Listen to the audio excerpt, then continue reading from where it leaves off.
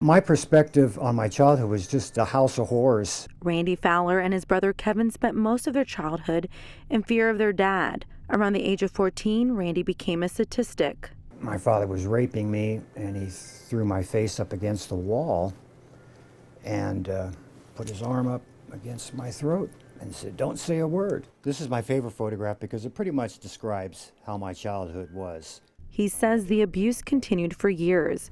And me, the outcast. His brother would grow up to be actor Kevin Spacey. He says the two have not talked about the abuse, and he's not sure if his brother or his sister suffered the same fate.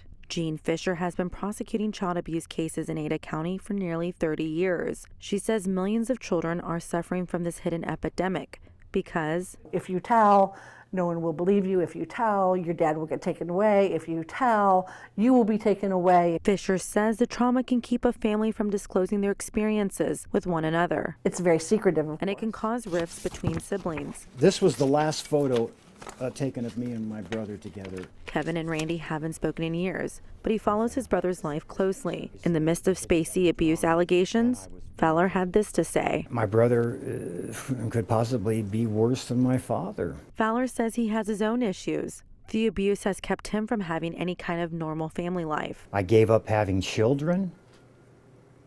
I lost a wife because I wouldn't have a child with her because I was so afraid of what the next generation would be. And now Fowler wants to use his story to help others.